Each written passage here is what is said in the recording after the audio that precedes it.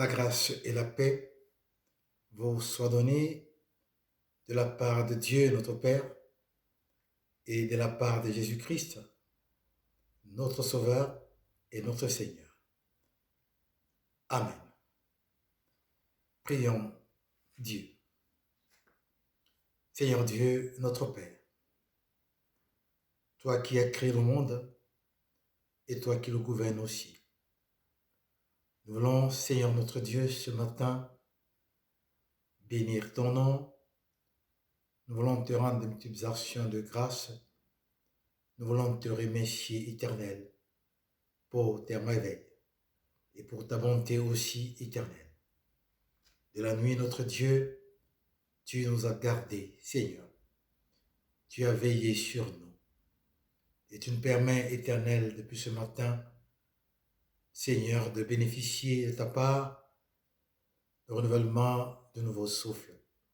Nous t'en sommes infiniment reconnaissants. Merci, Seigneur, pour tout. Merci, Père, pour ton amour immense. Merci, Père, pour tes grâces qui abondent. Au nom du Père, au nom du Fils et du Saint-Esprit. Amen. Bien-aimés, frères et sœurs, chrétiens du monde entier, ce matin, je voudrais vous entretenir sur un thème qui est toujours revenu. Là, il est question de la persévérance. La question de la persévérance parce que, vous savez, aujourd'hui et plus que jamais, nous sommes appelés à persévérer. Nous sommes appelés à nous déterminer et surtout à garder la foi. Le monde traverse une grave crise sanitaire. Je dois avouer que cette situation nous met tous dans une position de questionnement. Et pour cela, nous allons lire quelques passages de la Bible. Nous en aurons 4, mais ce sera des courts versets. La première lecture est tirée de l'Épître aux Hébreux, le chapitre 6, du 11e verset au 12e. La deuxième sera tirée de la deuxième épître de Paul à Timothée, le chapitre 4, du 7e verset au 8e. Et la troisième de l'épître de Jacques, le chapitre 1 et le verset 12. La quatrième et la dernière lecture sera tirée du psaume 46e et le verset 11. Psaume chapitre 46, verset 11. L'Épître aux Hébreux, chapitre 6, verset 11 à 12. Là, nous lisons. Nous désirons que chacun de vous montre le même zèle pour conserver jusqu'à la fin une pleine espérance, en sorte que vous ne vous relâchez point et que vous imitiez ce qui, par la foi et la persévérance, hérite des promesses. Dans la deuxième épître de Paul à Timothée, le chapitre 4, les versets 7 à 8, là, nous lisons. J'ai combattu le bon combat. j'ai achevé la course, j'ai gardé la foi. Désormais, la couronne de justice m'est réservée.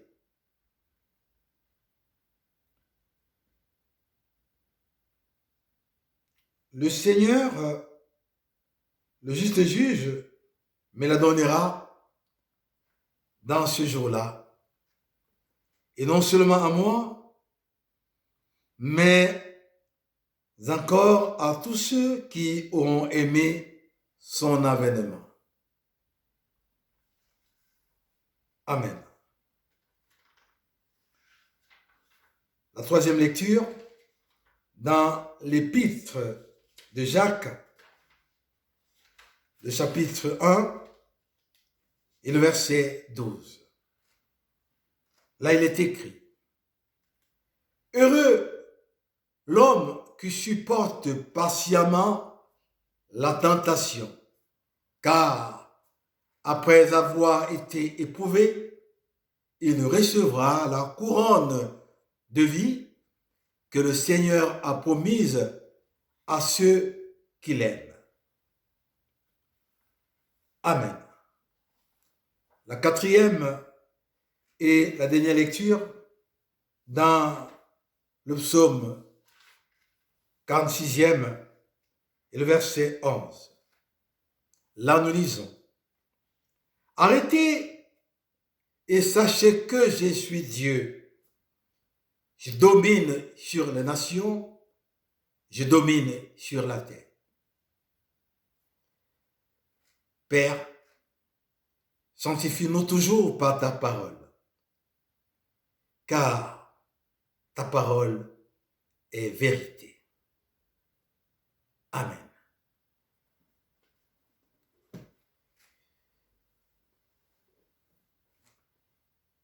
Bien-aimés, nous allons aborder ce terme de la persévérance.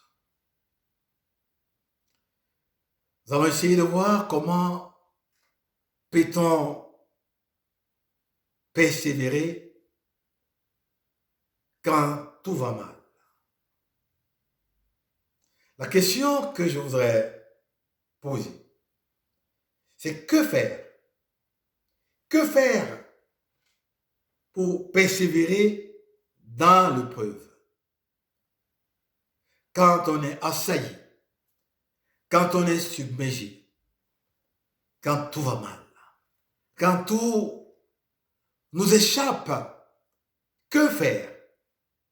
Que faire face à cela pour persévérer face à ces épreuves? Chers frères et sœurs, l'auteur de l'épître aux Hébreux pense et il maintient cela, il dit avec force qu'il est nécessaire de montrer le même zèle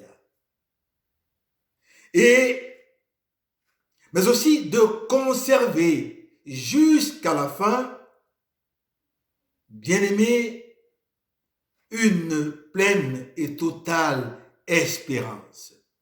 Jusqu'à la fin. C'est-à-dire que il peut arriver qu'on soit souffrant, qu'on soit dans des situations difficiles de la vie, qu'on soit mal. Et ici, l'auteur de cet épître nous dit qu'il faut conserver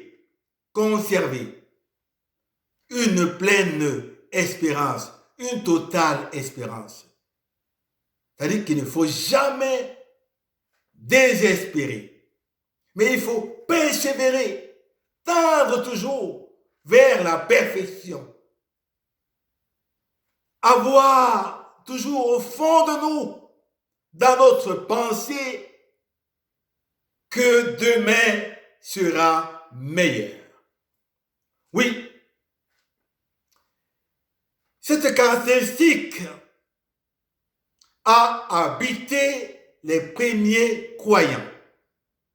C'était leur caractéristique, la persévérance. Bien-aimés, ils étaient déterminés. Ils étaient nourris de la vie du Seigneur. Et je voudrais penser qu'aujourd'hui, les croyants de ce monde, de quelque bord que ce soit, devraient maintenir ce contact vertical avec notre Dieu. Et avec, bien-aimés, je dirais, la même constance, les croyants de ce monde, les croyants d'aujourd'hui, les fidèles, les chrétiens doivent maintenir ce même contact, avec Dieu et avec la même constance, le même degré, la même intensité. Chers frères et sœurs, au cours de notre marche chrétienne, j'avoue, nous rencontrons, n'est-ce pas, des résistances de toutes sortes, mais aussi des difficultés aussi bien extérieures qu'intérieures sur notre chemin. Mais nous devons toujours se dire que nous ne sommes pas seuls. Nous ne sommes pas abandonnés. Nous ne sommes pas délaissés. Le Seigneur est avec nous. Il ne nous a jamais abandonnés. Et il en est tellement fidèle. Alors, nous devons, n'est-ce pas, face à cela, continuer à persévérer. Continuer toujours à penser que notre Dieu nous entoure. Il est notre soutien. Lequel soutien? Un soutien efficace.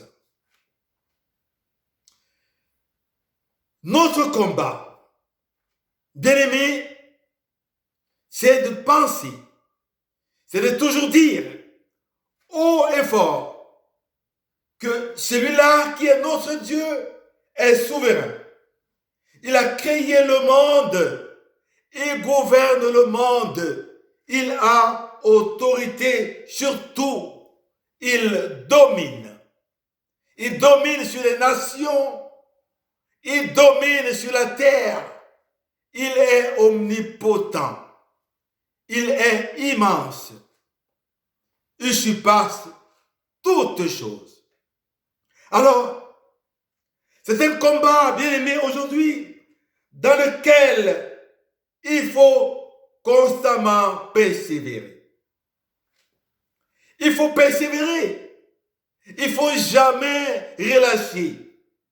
Il faut jamais se décourager. Et quand on persévère, il faut y aller sans se lasser, ni découragement. Et face à ces situations difficiles, face à ces gros soucis de la vie, face à ces déceptions, face à ces trahisons, face à la souffrance et parfois aussi aux maladies incurables, nous devons toujours persévérer en gardant la foi. Et c'est très important.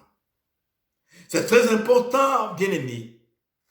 On persévère et on garde la foi. Parce que notre Dieu, lui, il n'a pas encore dit que tout est fini. il n'a pas encore dit son dernier mot. Nous devons toujours se le dire que mon Dieu n'a pas encore dit son dernier mot. Dieu n'a pas encore déclaré la fin de l'histoire. Alors ça voudrait dire que nous devons continuer à persévérer. Nous devons rester fermes dans notre engagement. Et puis, vous devez garder. Et vous devez le savoir aussi. Oui, sachez que la persévérance est récompensée. La persévérance est récompensée. C'est d'ailleurs ce que nous lisons dans la deuxième épître de Paul à Timothée, au chapitre 4, les versets 7 à 8, je cite, « J'ai combattu le bon combat, disait l'apôtre Paul. J'ai achevé la course, j'ai gardé la foi.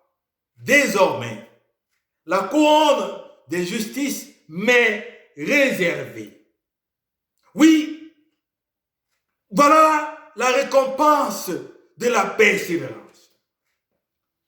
Et le bon combat ici, c'est se maintenir en Christ et porter sa parole, quelles que soient des embûches, quelles que soient des difficultés, quelles que soient, bien aimés, des persécutions, quelles que soient les tribulations.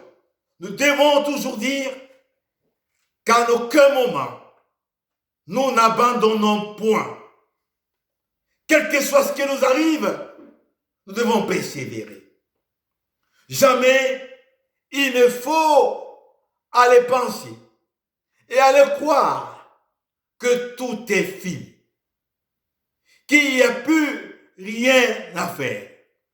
Non, bien-aimés, notre Dieu, le nôtre, il est fidèle. Nous devons le savoir et il est bon. Et c'est exactement, bien-aimés, pour montrer sa fidélité. Nous lisons dans l'épître de Jacques, le chapitre 1, le verset 12e. Là, nous pouvons entendre ceci. Voilà une parole réconfortante, une parole qui porte, je cite, heureux l'homme qui supporte patiemment la tentation. Car après avoir été éprouvé, il recevra la couronne de vie que le Seigneur a promise à tous ceux qui l'aiment. Il s'agit là, bien-aimés, je voudrais que ça se soit gardé. Il s'agit là de ceux qui sont établis dans le roc qu'est notre Seigneur Jésus-Christ et sur sa parole. Ceux-là, c'est-à-dire ils ont persévéré. Ils ont eu de la patience que je pourrais encore appeler de la longanimité, c'est-à-dire une grande patience. Et alors, et après cela, parce qu'ils en ont patienté, parce qu'ils en ont été persévérants, alors ils reçoivent la couronne de vie que le Seigneur a promise à ceux qui l'aiment. À ceux-là. Voyez-vous ce qui se passe dans le monde avec cette pandémie. Tous les jours, on nous annonce des décès. Des décès, bien-aimés. Et parfois, personnellement, il m'arrive de ne plus vouloir tellement entendre cela. Entendre cela parce que tous les jours, on te dit, aujourd'hui, dans 24 heures, nous en avons enregistré 350, 500, 500 ceci, 500 cela. Et tous les jours, ben voilà, j'avoue que ces situations traumatisent. Ces situations font peur. Ces situations nous amène à les penser parfois que notre Dieu n'est plus là, qu'il en est absent, qu'il en est inefficace et impuissant. Mais alors, je voudrais vous dire, mes amis, chers frères et sœurs, Dieu est puissant. Il est au-dessus de tout. Il a le contrôle de la situation, bien-aimé. Et il n'a pas encore dit son dernier mot. Nous devons toujours se le dire. Et je me rappelle de cette parole du psalmiste dans le psaume 23e, le 4e verset. Il disait là, quand je marche dans la vallée de l'ombre de la mort, je ne crains aucun mal. Et la raison pour laquelle il ne craint aucun mal, c'est dans ce cas, Dieu est avec moi. Dieu est avec moi. Et il faut avoir cela. Il faut que nous intégrions cela. Il faut que nous sachions dire que Dieu est avec nous. Dieu est toujours là. Dieu est avec moi. Sa houlette et son bâton me rassurent. Bien-aimé, ce Dieu-là qui est avec nous, et ce Dieu-là, bien-aimé, qui en est fidèle, lui, il a tout prévu pour que nous puissions persévérer jusqu'au bout. Il a prévu de nous soutenir. Il a prévu, bien-aimé, de veiller sur nous. Il a prévu de nous nourrir. Voilà pourquoi je vous invite ce matin. Je vous invite ce matin, bien-aimé, à toujours garder cela. Je vous invite à persévérer. Je vous invite à comprendre que Dieu est régulièrement, perpétuellement avec nous. Dans l'évangile de Matthieu, le chapitre 28, le verset 20, là il est écrit « Je suis avec vous tous les jours jusqu'à la fin du monde. » Voilà une parole comme ça, bien-aimé, qui devrait te donner le courage de garder la foi, le courage de persévérer, le courage de toujours regarder le Seigneur, de toujours regarder en face de toi. Et en face de nous, nous avons le Seigneur. Il nous entoure, il nous conduit. Nous devons rester à sa suite et toujours penser qu'avec lui, la réalité, c'est que nous irons jusqu'au bout et nous serons récompensés. Car tous ceux et toutes celles des croyants d'autrefois qui ont persévéré ont été honorés par notre Dieu. Et c'est à notre tour aujourd'hui, bien-aimés, de garder la foi, de persévérer, de toujours penser que le Seigneur est là. Il ne peut en aucun moment se détourner de nous. Il ne peut en aucun moment nous désorienter. Il est en réalité, comme le proclame Jésus dans le 6e verset du 14e chapitre de Jean. Il dit « Je suis le chemin, la vérité et la vie. » Donc voilà, n'est-ce pas, notre Seigneur, le chemin, c'est-à-dire celui qui guide, celui qui nous conduit, qui nous mène à bon port. Alors, point de découragement. Nous le savons, le monde est perturbé. Les uns et les autres sont traumatisés. Le monde est déboussolé aujourd'hui. Mais je vous invite, face à ces bouleversements, à continuer à persévérer pour arriver jusqu'au bout. Abat donc aujourd'hui le découragement, mon frère, ma soeur. Oui, aujourd'hui, mon frère, ma soeur, je t'invite à demeurer ferme et à persévérer sans relâche. Pour te réconforter, pour que tu comprennes ô combien il est important d'avoir cette espérance et combien il est important de persévérer. Tu devrais écouter cette parole du Seigneur de la bouche du psalmiste du psaume 46e au verset 11. Il te dit, toi, ma soeur, il te dit, toi, mon frère, écoute, garde, et cela permanemment. Avance avec ça. Voici ce que le Seigneur te dit ce matin. Il te dit, arrêtez et sachez que je suis Dieu. Je domine les nations. Je domine sur les nations. Je domine sur la terre. Arrêtez. Ne te décourage pas. Ne te détourne pas. Ne pense pas que ta vie, elle n'a plus de sens. Avec moi, ta vie a toujours un sens. Garde cela. Ta vie a toujours un sens avec moi. Moi, je suis Dieu. Voilà ce que ce 11e verset du 56e déclare par rapport à Dieu. Dieu te dit, je suis Dieu. Arrêtez, sachez-le, gardez-le. Je domine sur les nations. Ça veut dire, je domine sur les situations difficiles.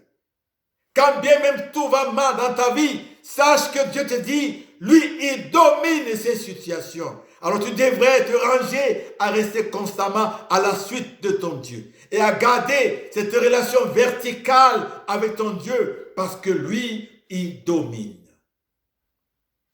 Il domine. Alors n'aie pas peur. Arrête d'aller penser que tout est fini pour toi. Oui, mes frères et sœurs, les circonstances changent, mais le Seigneur est toujours le même. Et son amour pour toi, ma sœur, son amour pour toi, mon frère, est inébranlable.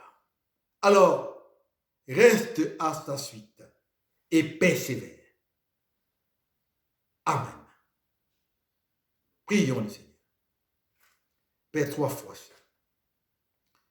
notre Dieu, merci Père pour ta parole. Merci pour ton amour éternel. Merci pour tout ce que tu fais. Merci pour tes enseignements éternels. Tu nous enseignes ce matin éternel de persévérer, de te rester fidèle et de croire que tu es toujours là et que avec toi, nous saurons dominer les situations difficiles qui se présentent à nous au nom de Jésus. Amen. Notre Père, qui es aux cieux, que ton nom soit sanctifié, que ton règne vienne, que ta volonté soit faite sur la terre comme au ciel. Donne-nous aujourd'hui notre pain de ce jour. Pardonne nos offenses, comme nous pardonnons aussi à ceux qui nous ont offensés. Ne sois pas dans la tentation, mais délivre-nous du mal, car c'est à toi qu'appartiennent le règne, la puissance et la gloire au siècle des siècles. Amen. Recevez les bénédictions de la part de notre Dieu. Que la paix de Dieu, que surpasse toute intelligence, garde vos cœurs et vos pensées en Jésus-Christ, notre Seigneur. Amen.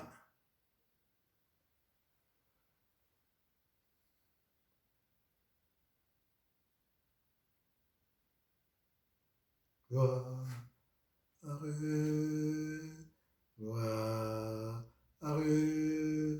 gloire à l'agneau. Gloire.